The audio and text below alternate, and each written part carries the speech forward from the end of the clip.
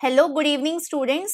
सो आज जो सीईटी की फर्स्ट अलॉटमेंट लिस्ट आई है BSc nursing paramedical and BPT के लिए, तो उसको एनालाइज करके हमने कट ऑफ बनाई है कि पीजीआई रोहतक, डीडीयू करनाल, सफीदो और बीपीटी की जो कट ऑफ है वो एक्सपेक्टेड कितने पे गई है। ठीक है, तो राउंड ऑफ फिगर वही रहेगा। तो उसके अराउंड अगर आपके मार्क्स हैं उस परसेंटेज के थोड़ा सा कम अगर हैं तो आप सेकेंड राउंड के लिए उसके अकॉर्डिंग अप्लाई कर सकते हैं।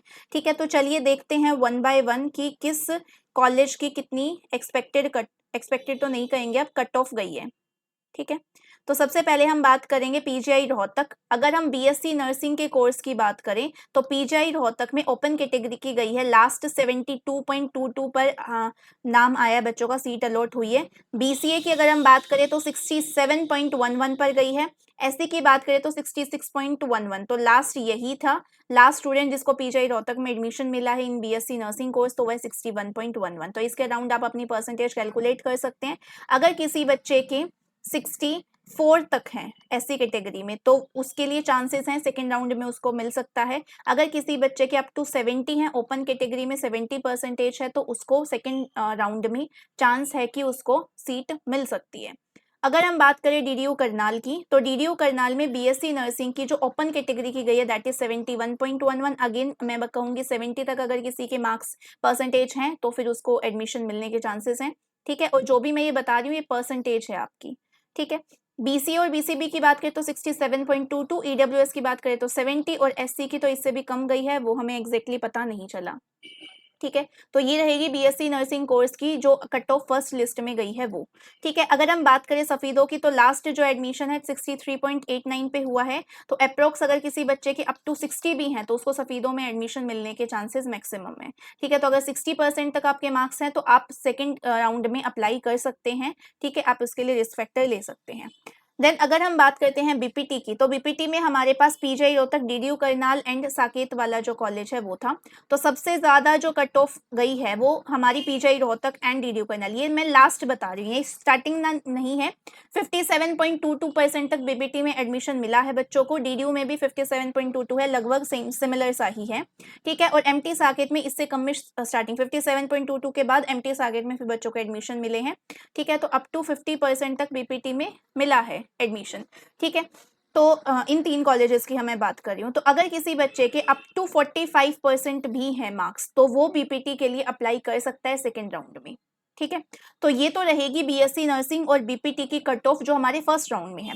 अब जहाँ सवाल बच्चों का जो प्राइवेट के लिए देख रहे हैं, ठीक है, कि प्राइवेट नर्सिंग में उनके कट ऑफ के अकॉर्डिंग उनको कुछ को सीट अलॉट हुई है, कुछ को सीट अलॉट नहीं हुई है। तो अब आपको क्या करना है, सपोज किसी बच्चे को केवीएम में एडमिशन लेना है, उसको फर्स्ट लिस्ट में उसका नाम नहीं आया, तो आपको क्या करना है, केवीएम को जाके एनालाइज करना है कि केवीएम में अप टू कितनी परसेंटेज एडमिशन हुए हैं बच्चों के। अगर उस परसेंटेज से आपके लगभग 2 से 3% कम मार्क्स हैं तो आप फिर अप्लाई कर सकते हैं सेकेंड राउंड में। अगर उससे ज़्यादा है, अप्रोक्स 10% का डिफरेंस आ रहा है, तो फिर नहीं होगा एडमिशन। सेकेंड राउंड में जो डिक्रीज होता है वो 2 से 3% का ही होता है, इससे ज़्यादा नहीं होगा।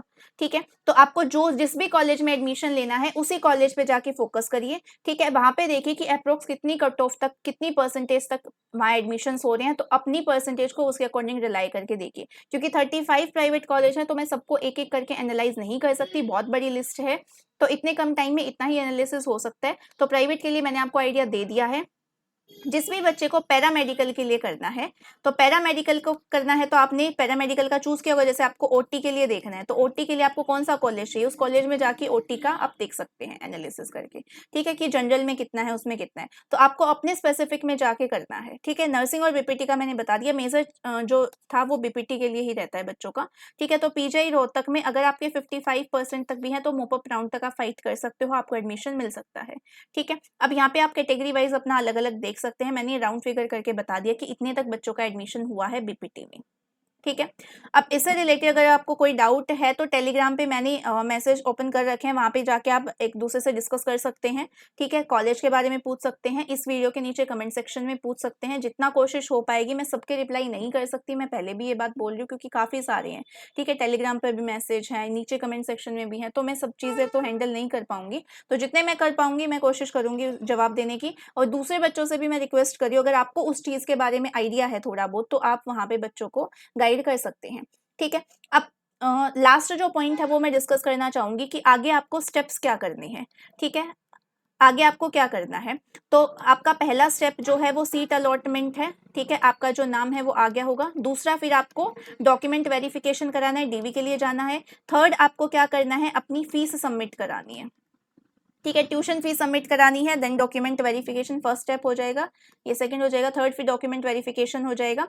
उसके बाद फोर्थ जो स्टेप होगा वो मेडिकल होगा आपका, ठीक है? मेडिकल आपको कराना होगा, जो कॉलेज आपको अलॉट हुआ है वहां जाके आपको अपना मेडिकल सबमिट कराना है, एंड देन आपका एडमिशन फिक्स हो जाएगा। तो अगर किसी बच्चे ने ये 4 स्टेप फॉलो नहीं किए तो उसका एडमिशन नहीं होगा। जिसने भी ये 4 स्टेप कंप्लीट करेगा उसी का एडमिशन होगा, ठीक है? ये चीज़ आप ध्यान रखना, ठीक है? अगर किसी भी बच्चे के नाम के आगे एमजीटी कैटेगरी आ रही है, तो मैंने लाइव में भी बताया था, ये मैनेजमेंट कोटा की सीट आपको मिली है, ठीक है? अब मैनेजमेंट कोटा और स्टेट कोटा में फ़र्क होता है फीस का। मैनेजमेंट कोटा की फीस थोड़ी ज़्यादा होती है, तो अगर किसी बच्चे को नहीं चाहिए, ठीक है, तो वो ग्रीवेंस डाल सकता था या फिर आप सेकंड राउंड में पार्टिसिपेट कर सकते हो, ठीक है? ये चीज़ है।